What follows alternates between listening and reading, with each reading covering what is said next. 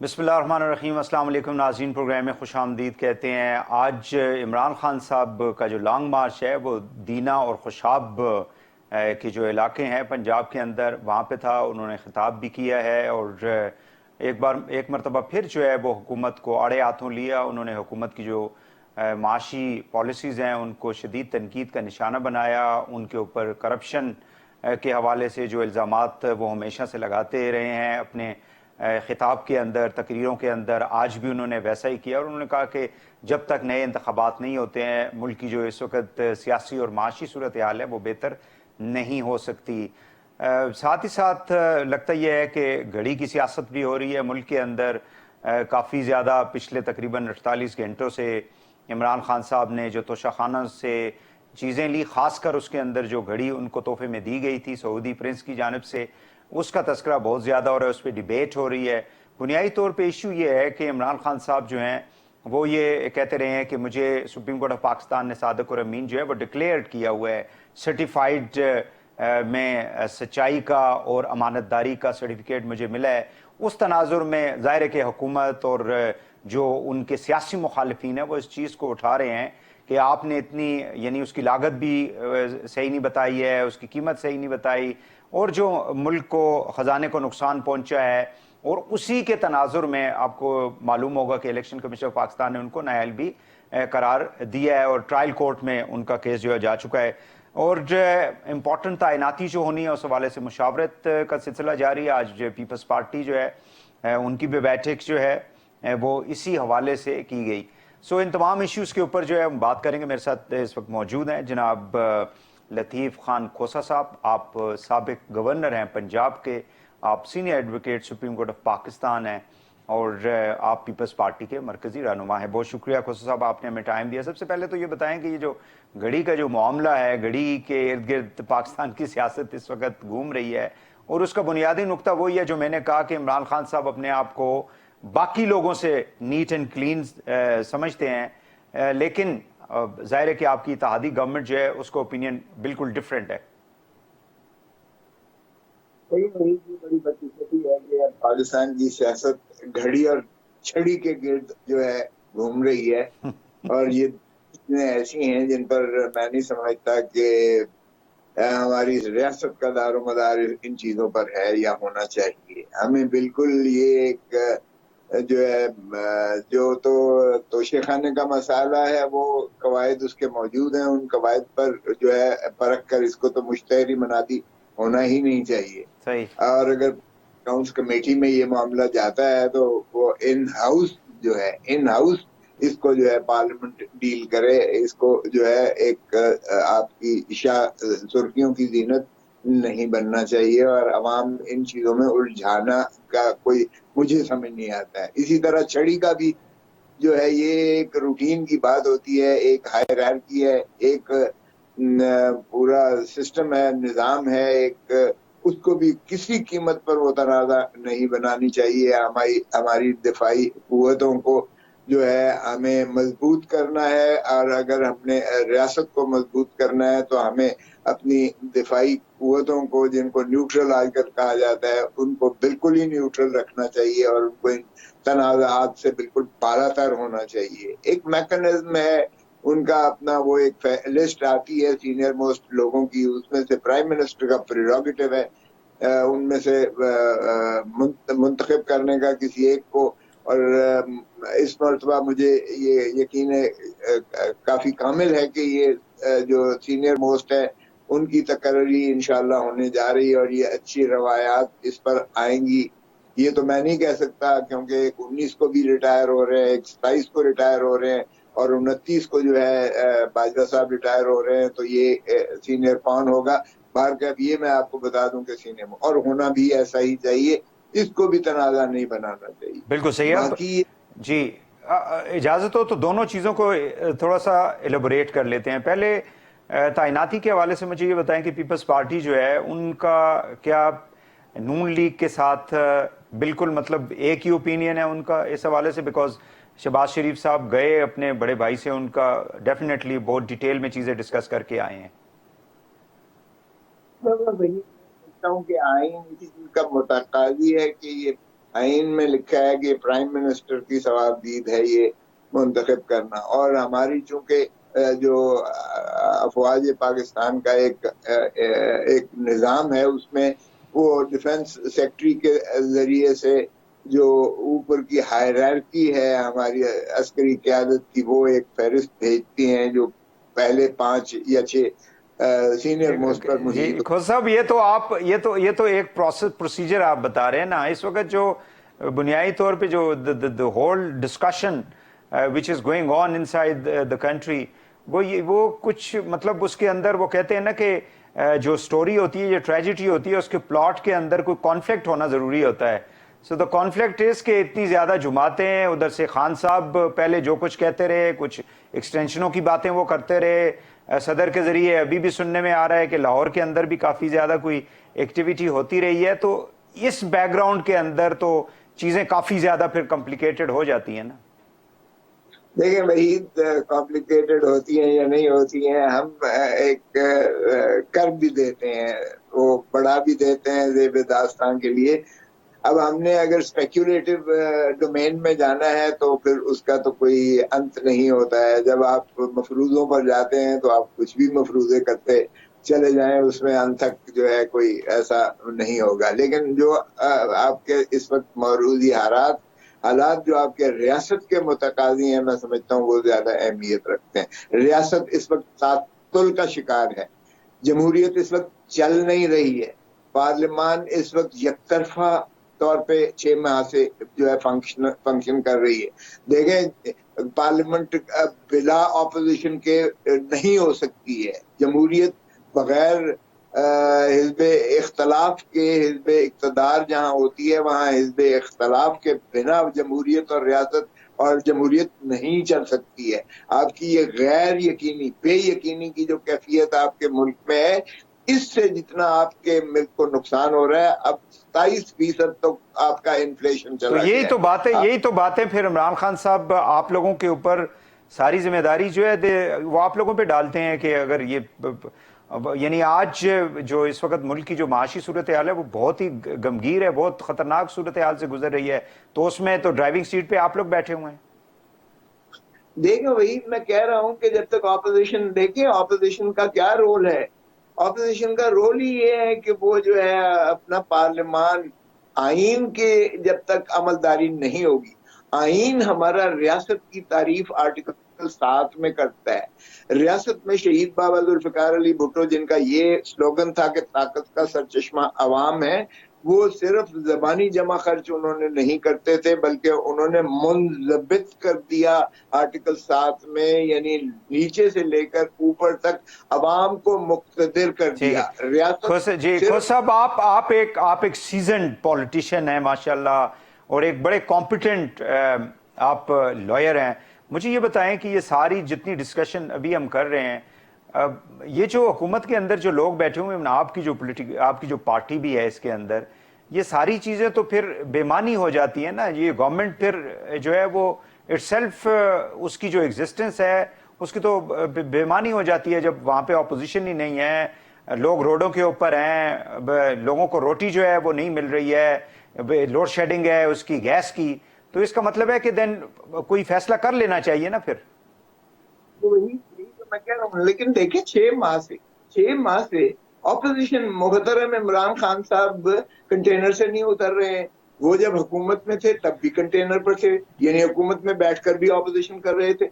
उनको 3.5 पौने 4 साल मिले, माशाल्लाह जिस नहज पर लाके खड़ा किया, अगर उन्हें ना निकाला होता तो आज उनको यकीन करें लोग जिस तरह आज उनको बल्ले बल्ले बाबा कर रहे हैं, वो उनको मुर्दाबाद और तो आप लोगों ने उनको लाइफ दे दी ना। मुझे ये बताएं कि पीटीआई से कोई पीपल्स पार्टी का इंडिविजुअली कोई बैकडोर, कोई कॉन्टेक्ट तो नहीं है उनके साथ?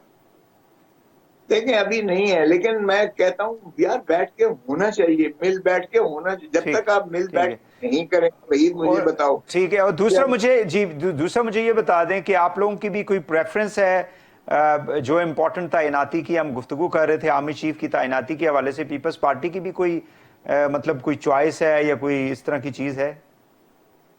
देखिए हम बिल्कुल कोई चॉइसेस नहीं है हमारा। अगर असूली तौर पर देखें तो हम चाहेंगे कि मेरिट पर हो और सीनियर मोस्ट हो। یہ بالکل پرائم منسٹر اور یہ جو ایکسٹینشن کی جو خبریں باہر میڈیا کے اندر ادھر ادھر چل رہی ہیں، اس حوالے سے پیپلز پارٹی کا کیا موقف ہے؟ میرے خیال میں تو وہ اب قصہ پارینہ ہو گیا ہے. اچھا وہ یہ میرا اپنے خیال کے وحید اس کو ڈسکس بھی کرنا چاہیے، ٹھیک ہے. کیونکہ آپ نے بھی کہ ایک ایکسٹینشن لے چکے ہیں. ہم نہیں چاہتے کہ ادارے کے اپنے اندر بھی ایک سراسیمگی پائی جاتی ہے.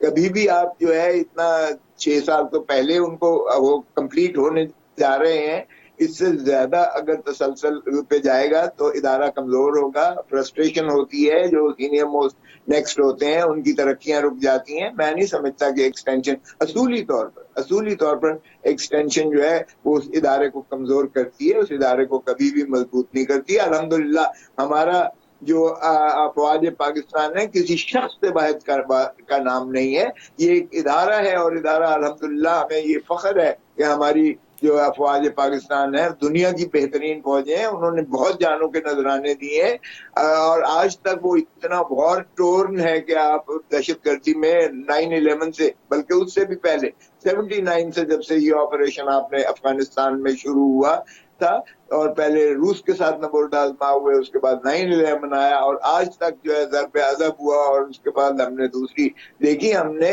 اپنے ملک سے بھی دہشت گردی کا کلا کما کیا، اور جس ہم پولٹائل سچویشن میں اس وقت ہیں، ہمارے دونوں طرف سے جو ہمسایوں کی جو سرزمین ہے وہ اس کے لیے استعمال ہوتی ہے. اس لیے پاکستان اس چیز کا متعمل ہو ہی نہیں سکتا ہے کہ اس کو متنازع بنائے. اس لیے پاکستان بہت شکریہ سردار لطیف کھوسہ صاحب، فارمر گورنر پنجاب، مرکزی رہنما ہے پاکستان پیپلز پارٹی کے. ناظرین کوئکلی شارٹ بریک لیں گے، واپس آ کے پروگرام کو آگے بڑھاتے ہیں، ہمارے ساتھ رہیے گا.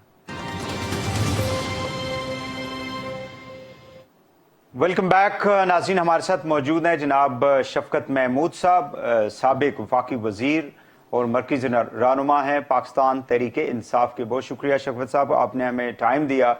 آپ لوگوں کی لانگ مارچ جو ہے وہ اسلام آباد کی طرف بڑھ رہی ہے. یہ کائنڈلی بتا دیجئے گا کہ کب تک اسلام آباد جو ہے وہ آپ لوگ پہنچیں گے، اور کیا کوئی فائنل ایجنڈا ہو گیا ہے کہ کتنا ٹائم آپ لوگوں نے یہاں پہ بیٹھنا ہے، اور جب تک الیکشن کا اناؤنسمنٹ نہیں ہوتی آپ لوگ یہاں پہ بیٹھے رہیں گے کیا؟ ان سب معاملات کا خان صاحب ہفتے والے دن جب قافلہ روات پہنچے گا تو وہ اپنا اعلان کریں گے. اس سے پہلے بات کرنے کا بلز وقت ہوگی. یہ مجھے بتائیے کہ کیا اس وقت کسی بھی سٹیج کے اوپر، کیونکہ آپ کی جو پی ٹی آئی کی جو لیڈرشپ ہے، مختلف لوگ جو ہیں وہ یہ کہتے رہے ہیں کہ صدر مملکت جو ہیں وہ میڈیشن کے لیے اپنا ایک کردار ادا کرتے آ رہے ہیں اور کر بھی رہے ہیں. کیا اس وقت کوئی موجودہ جو ہماری حکومت ہے، یہ اتحادی حکومت یا اسٹیبلشمنٹ کے ساتھ پی ٹی آئی کے کوئی اس وقت بات چیت چل رہی ہے؟ دیکھیں جی، میرا خیال ہے صدر صاحب نے اگلے دن بیان دیا ہے کہ معاملات آگے نہیں بڑھے، تو میں تو اسی بات پہ جاؤں گا جو صدر صاحب نے کہا ہے. اور میری اطلاع مجھے کوئی کسی مذاکرات کی کوئی اطلاع نہیں. لاہور کے اندر کوئی صدر صاحب کی، عمران خان صاحب کی یا کسی اہم شخصیت کی ملاقات ہوئی ہے؟ نہیں، صدر صاحب نے مختلف لوگوں سے ملاقات کی ہے، لیکن اب آپ کا پتہ نہیں مطلب کیا ہے. اگر آرمی چیف کا کہہ رہے ہیں تو میری اطلاع کے مطابق ایسی کوئی ملاقات نہیں. اس وقت جو آپ کو معلوم ہے کہ خان صاحب نے توشہ خانہ سے جو چیزیں لی، خاص کر گھڑی کے حوالے سے، اس ملک کے اندر لگتا ہے ایسے ہے کہ جیسے صرف گھڑی کی سیاست ہو رہی ہے، باقی اس ملک کے کوئی مسائل نہیں ہیں. مجھے کائنڈلی یہ بتا دیں کہ پرائم منسٹر جو ہے، ظاہر ہے کہ بزی ایک پوزیشن ہوتی ہے، ان کے کام ہوتے ہیں. اس زمانے میں جب یہ سارا کچھ ہوا تھا، ان کے نام کو کیا کوئی مس یوز کیا گیا اس وقت، یا ان سے کوئی چیزیں جو ہے وہ مخفی رکھی گئیں، ان کو صحیح طریقے سے گائیڈ نہیں کیا گیا؟ دیکھیں، ساری چیزیں پبلک ڈومین میں ہیں. خان صاحب نے اس کی پوری تفصیلات بتائی ہیں کہ 10 کروڑ کی اس کی ویلیو لگی، 2 کروڑ جمع کرایا گیا، اس کو خریدا گیا، اس کے بعد 5 کروڑ 70 لاکھ میں وہ بیچی گئی اسلام آباد میں. اور وہاں پہ جو جولر ہے اس کا نام بھی شاید آرٹ آف ٹائم ہے، جہاں تک مجھے یاد پڑتا ہے. اور اس کے سارے تفصیلات موجود ہیں. آپ نے ٹیکس ریٹرن میں ڈکلیئر کیا گیا، اپنے ای سی پی کو ڈکلیئر کیا گیا. تو اس میں اب کوئی چھپی ہوئی چیز تو ہے نہیں. لیکن جو یہ بیانیہ ایک بنایا جا رہا ہے میڈیا کے اندر کہ اس کو انڈر ویلیو رکھا گیا اور ظاہر ہے کہ اس سے ریاست کو جو ہے نقصان ہوا, اس کو خزانے کو نقصان ہوا, اور جو لا بنایا گیا 50% والا, ظاہر ہے کہ 20% پیمنٹ جو ہے وہ حکومت کو دی گئی, اور لا جو ہے 50% والا وہ بعد میں بنا. تو اس میں بھی نیت جو تھی وہ آپ کی گورنمنٹ کی یا محترم وزیر اعظم, فارمر وزیر اعظم کی ٹھیک نہیں تھی. دیکھیں, جہاں تک یہ آپ نے کہا کہ بڑا شور پڑا ہوا ہے, اس لیے کہ یہ جو نون لیگ اور پیپلز پارٹی والے جنہوں نے اس ملک کو لوٹ کے کھا گئے ہیں اور اربوں روپے کی جگاتیں باہر بنائی ہیں, اور سب کو نظر آ رہا ہے, آج تک پتہ نہیں چلا ایون فیلڈ کے پیسے کہاں سے آئے, تو ان کو تو کوئی بھی ایسی چیز ذرا سی بھی ان کو موقع ملے گا تو وہ واضح نہ کریں گے. بات ساری سیدھی ہے, اس کے اندر ثابت کریں کہ انڈر ویلیو کیا ہے, ایک ویلیو کرنے کا طریقہ ہے جو کیبنٹ ڈویژن نے اڈاپٹ کیا, جو مروجہ طریقہ ہے اس کے مطابق کیا گیا, تو اس کے بعد اس قسم کی باتوں کی تو گنجائش نہیں رہتی. آپ چونکہ کافی سینئر پولیٹیشین بھی ہے, بیوروکریٹ رہے, لکھتے رہے, انٹلیکچوئل ایک پارٹی کے اندر شخصیت ہے آپ کی, ڈو یو تھنک کہ اس سے گزرا جا سکتا تھا؟ مطلب ان ساری چیزوں کو, اب تو ظاہر ہے کہ it is a past now, لیکن خان صاحب چونکہ وہ ایک صادق اور امین کا ایک ٹائٹل جو ہے اپنی شخصیت کے ساتھ کیری کرتے ہیں, اس صورت کے اندر کوئی بہت اتنی مجبوری تھی کہ اس طرح کے گفٹ جو حکومت یہ کہتی ہے کہ یہ بڑے پریسٹیجیس ہوتے ہیں, ایک رسپیکٹ ہوتی ہے, اور پھر ایسے دوست ملک نے اتنی بڑی یعنی پیار سے ایک چیز دی ہے تو اس کو پیار سے رکھنا چاہیے تھا. دیکھیں, 75 سال سے ایک قانون تھا, اس قانون کے مطابق جتنے بھی لوگ حکمران رہے, سرکاری ملازم رہے, وہ 75 سال سے اس قانون کو فالو کر رہے ہیں. کوئی یہ پہلی دفعہ تو قانون بنا نہیں, پہلی دفعہ تو یہ ہوا نہیں, اور جو قانون بنے تھے یقیناً وہ اخلاقیات کو ذہن میں رکھ کے بنے تھے. تو اس میں اگر ثابت کیا جائے کہ جی کوئی بھی ایسی چیز ہوئی ہو جو کہ غیر قانونی ہے تو پھر تو ہم جواب دہ ہیں, لیکن اگر کوئی غیر قانونی چیز نہیں ہوئی اور قانون پچھلے 75 سال سے ہے تو پھر اس کے بعد کیا گنجائش رہ جاتی ہے کہ ہم اس کو کوشچن کریں. آج خان صاحب نے صحافیوں سے کہا ہے کہ دو وجوہات تھیں, ایک احتساب کا معاملہ تھا اور دوسرا عثمان بزدار صاحب کی ریموول تھی, جس کی وجہ سے اسٹیبلشمنٹ کے ساتھ معاملات جو ہیں وہ خراب ہو گئے تھے. تو عثمان بزدار صاحب کو تو آپ لوگوں نے اب جو ہے وہ ظاہر ہے کہ سیاسی حالات کی وجہ سے قربان ہو چکے ہیں. پرویز الہی از دا چیف منسٹر, تو کیا یہ بات اگر وہ کرتے ہیں کہ ان کی ڈیمانڈ تھی یا کوئی کسی کی خواہش تھی, تو عثمان بزدار صاحب تو اب نہیں ہے, ان کی جگہ تو کوئی اور وہاں پہ بیٹھا ہوا ہے, تو وہ خان صاحب کا جو ایک ایلیمنٹ تھا کہ پارٹی ٹوٹ جائے گی, تو پارٹی تو ابھی تک تو انٹیکٹ ہے. دیکھیں, میں تو اسی پہ جاؤں گا جو خان صاحب نے بتایا ہے, اور ہمیں اس چیز کا علم ہے کہ عثمان بزدار صاحب جو ہیں ان کے اوپر بہت اعتراضات تھے کچھ لوگوں کو, اور لیکن یہ خان صاحب کا اور پارٹی کا پروگیٹو تھا کہ جو بھی وزیر اعظم اور وزیر اعلیٰ وہ چاہتے ہیں بنے, تو اس لیے پارٹی نے وہ بنایا. اور اب حالات ڈفرینٹ ہے جیسے آپ نے خود فرمایا, تو اس کی وجہ سے پرویز الہی صاحب چیف منسٹر ہیں, لیکن عثمان بزدار صاحب ابھی بھی ہمارے پارلیمانی لیڈر ہیں, تو اس لیے وہ کوئی ہم نے ان کو ڈچ نہیں کیا, حالات کے مطابق سیاست. بالکل صحیح ہے. Do you think it was a error of judgment جس کی وجہ سے معاملات آج ملک یہاں پہ پہنچ چکے ہیں, معیشت بھی خراب ہو رہی ہے, آپ لوگ بھی سڑکوں کے اوپر ہیں, was there some error of judgment from the part of the former prime minister when he was taking a decisions maybe last year ان دنوں میں یا ارلی دس ایئر؟ دیکھیں, اگر آپ اکنامک انڈیکیٹرز کو دیکھنا چاہتے ہیں تو جب ہماری حکومت گئی اس وقت سارے کے سارے انڈیکیٹر اپورڈ تھے. 6% گروتھ ہو رہی تھی, ایکسپورٹس ہسٹورک تھیں, ریمیٹنس ہسٹورک تھیں, لارج اسکیل مینوفیکچرنگ 10% سے بڑھ رہی تھی, اس کے بعد ٹیکسٹائل انڈسٹری کھڑی ہو گئی تھی, کنسٹرکشن کھڑی ہو گئی تھی. تو اس لیے یہ کہنا کہ جی اکنامک حالات اس وقت تو بہت ٹھیک تھے, باقی یہ جو سازش کی گئی اور جو سازش کے تحت حکومت کو نکالا گیا اس سے بہت نقصان ہوا پاکستان کو، اور آپ کو نظر آ رہا ہے کس طرح نقصان ہوا، کس طریقے سے اب انفلیشن ہے، کس طرح سے غریب کی زندگی وبال بنی ہوئی ہے، اور عوام نے اس ساری چیز کو ریجیکٹ کیا، کیونکہ آپ یہ بھی دیکھ رہے ہیں کہ ہر بائی الیکشن میں تحریک انصاف جیت رہی ہے، عوام کا پرجوش پارٹیسپیشن ہے ہمارے جلسوں میں، جلوسوں میں. تو اس لیے میرا خیال ہے کہ وہ انگریزی میں کہتے ہیں proof of the pudding is in the eating، کہ جہاں تک ہماری پالیسیز کا، ہمارے کارکردگی کا تعلق ہے تو عوام نے تمہاری کارکردگی کو اپروو کیا. آخری سوال کروں گا شفقت صاحب کہ آرمی چیف کی جو تعیناتی ہے، خان صاحب تو خیر پچھلے کچھ دنوں سے کہہ رہے ہیں کہ ہمارا اب کوئی لینا دے، ہم پیچھے بیٹھ کے جو ہے، آج بھی انہوں نے کہا کہ ہم دیکھ رہے ہیں، ویٹ اینڈ سی والی پالیسی ہماری ہے. So P T I don't have any choices any more. دیکھیں ہمارے چوائسز کی بات تو کبھی بھی نہیں تھی، اور ہم نے نہ ہی کبھی کسی چوائس کو انڈیکیٹ کیا تھا. ہم تو ایک جنرل پرنسپل کی بات کر رہے تھے، وہ جنرل پرنسپل یہی تھا کہ جو فیصلے ہونے چاہیے وہ اسٹرکٹلی آن میرٹ ہونے چاہیے، اور اس جنرل پرنسپل پہ ابھی ہم قائم ہیں. تو اس کا مطلب ہے کہ جو نواز شریف نے 2016 میں ڈیسیژن کیا تھا، موجودہ جو آرمی چیف ہیں وہ میرٹ پہ نہیں تھا، جن کے ساتھ بڑی اچھی آپ لوگوں کی ایکویشن تھی، and the former prime minister, honourable former prime minister used to praise him many Times. دیکھیں بات یہ ہے کہ جو ماضی کا تھا وہ ہو گیا، اب ایک نیا چیپٹر شروع ہو رہا ہے، اس لیے اس کی ججمنٹ جو ہے وہ تاریخ لکھے گی.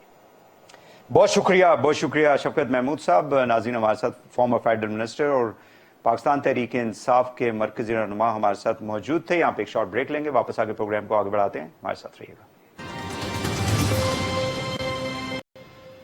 ویلکم بیک ناظرین. اس وقت ملک کو جو بڑے چیلنجز درپیش ہیں، ان میں سب سے جو بڑا اس وقت جو چیلنج ہے، یا ایک ہم کہہ سکتے ہیں کہ جو صورتحال ہماری معیشت کی ہے وہ خطرے کی طرف بڑھ رہی ہے، وہ کیا وجوہات ہیں اور وہ کون سے اقدامات ہیں جن کو لینے سے ہماری معیشت جو ہے بہتر ہو سکتی ہے. اس کے اوپر ہم بات کریں گے اس سیگمنٹ میں. ہمارے ساتھ موجود ہیں ڈاکٹر حفیظ پاشا صاحب. آپ سابق وزیر خزانہ ہیں، معاشی ماہر ہیں. بہت شکریہ ڈاکٹر صاحب، آپ نے ہمیں ٹائم دیا. سب سے پہلے تو یہ بتائیں کہ اس وقت جس صورتحال سے ملک گزر رہا ہے، خاص کر معاشی اور مالی اعتبار سے، ہم کس طرف جا رہے ہیں؟ بسم اللہ الرحمن الرحیم. مجھے افسوس سے کہنا پڑتا ہے کہ حالات حد سے زیادہ خراب ہو رہے ہیں، اور اس کی کیا وجوہات ہیں؟ اس کی سب سے بڑی وجہ یہ ہے کہ ہوا یہ کہ ہمارا جو کریڈٹ ریٹنگ ہے، جسے ہم کریڈٹ وردینس کہتے ہیں ملک کی، وہ بہت گر گئی ہے. آپ کے جو انٹرنیشنل ریٹنگ ایجنسیز ہیں، آپ کے موڈیز ہیں یا فچ ہے، ان سب نے پاکستان کی ریٹنگ اتنی گرا دی ہے کہ تقریباً ایسا لگتا ہے کہ یہ ملک دیوالی کے قریب ہے. اس طرح کی ریٹنگ دے دی ہے IMF پروگرام ہونے کے باوجود. اب اس کے نتیجے میں ہوا یہ ہے کہ جون کے بعد سے پچھلے تقریباً 4.5 مہینوں میں باہر سے پیسوں کے آنے کی رفتار حد سے زیادہ کم ہو چکی ہے.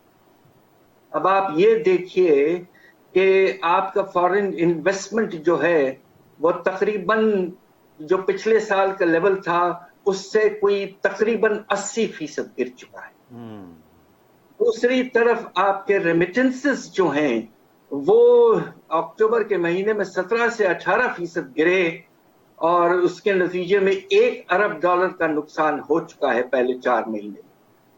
تیسری طرف باہر سے جو قرضوں کا سلسلہ ہے وہ اب منفی ہو گیا اس لحاظ سے کہ جو پیسے ہم واپس کر رہے ہیں وہ جو نئے پیسے آ رہے ہیں اس سے زیادہ ہے.